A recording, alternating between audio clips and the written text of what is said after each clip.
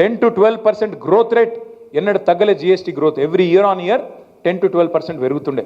కానీ రేవంత్ రెడ్డి వచ్చిన తర్వాత ఒకటే సంవత్సరంలో 0% గ్రోత్ రేట్తో 28 రాష్ట్రాల్లో అట్టడుగున ఉన్నది ఇవాళ తెలంగాణ. ఇది వాస్తవం కాదా? నీ వల్ల ఈరోజు ఈ రాష్ట్రంలో క్రయ విక్రయాలు తగ్గినాయి, జిఎస్టీ పడిపోయింది. ఈ గణాంకాలు వాస్తవం కాదా?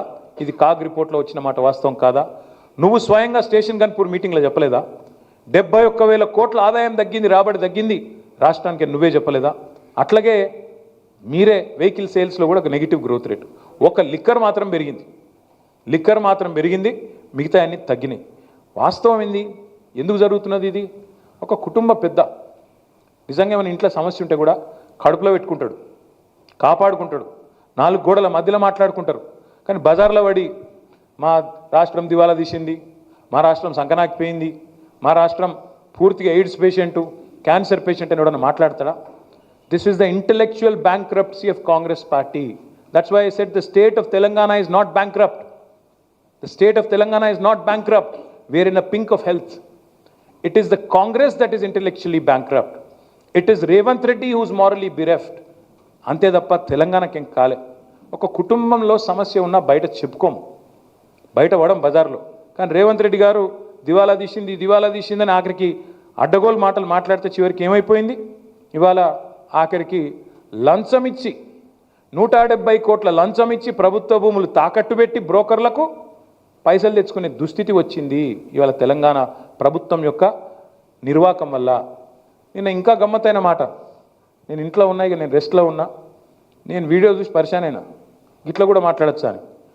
ఢిల్లీకి పోతే అపాయింట్మెంట్లు ఇస్తలేరు, చెప్పులు ఎత్తుకపోతారేమో అని చెప్పి కలుస్తలేరు అన్నాడు. అమ్మతోడు చెప్తున్నా ఈ మాట, నేను ఎవరు చెప్పులు ఎత్తుకపోతారట. అరే చెప్పులు ఎత్తుకపోయేటోళ్ళు వేరే పార్టీ వాళ్ళు ఉన్నారు ఇక్కడ, అది వాళ్ళ కథ వేరు. చెప్పులు ఎత్తుకపోయింది నాకు అర్థం కాదు. ఢిల్లీకి పోతే అపాయింట్మెంట్లు ఇస్తలేరు, ఎవరు ఇస్తలేరు? రాహుల్ గాంధీ ఇస్తలేడు, కరెక్టే. నీకు ఇయ్యరు కూడా, ఎట్లు ఇస్తారు? నీకు తెలిసిపోయింది నీ కథ అంతా. ఇయ్యరు.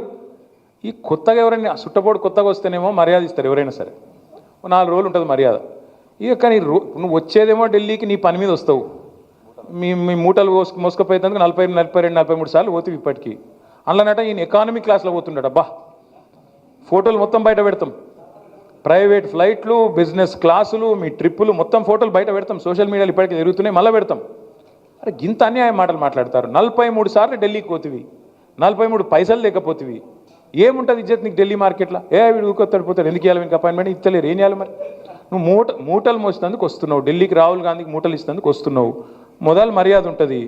ఇక ఆఖరికి దొంగలెక్కనే చూస్తారు. వాస్తవం ఏంది? కేసీఆర్ గారేమో అప్పు చేస్తే 4,17,000 కోట్లు 10 ఏళ్లలో, సంవత్సరానికి 41,000 కోట్లు అప్పు చేస్తే కేసీఆర్ గారు ఏం చేసిండ్రు? ఒక్కొక్క ఇటుక పేర్చుకుంటా రాష్ట్రానికి శాశ్వతంగా పనికొచ్చే నిర్మాణాలు చేపట్టిండు. మరి మీరేం చేస్తున్నారు అంటే, ఒక్క ఇటుక పెట్టినవా ఎక్కడన్నా? ఒక ఇందిరా మిల్లు కట్టినవా? ఒక కాలువ కట్టినవా? ఒక ప్రాజెక్టు కట్టినవా? హైదరాబాద్లో ఒక కొత్త బిల్డింగ్ కట్టినవా? ఏవిలో ప్రజలకు పనికొచ్చి ఒక పని చేసినావా? చేయలే. మరి నేను ఇంకొక మాట అడుగుతున్నా, ప్రజలన్నీ గమనిస్తున్నారు. రాష్ట్రమేమో దివాలా తీసిందంటావు, రాష్ట్రం దివాలా తీసిందని దివానా మాటలు మాట్లాడతావు.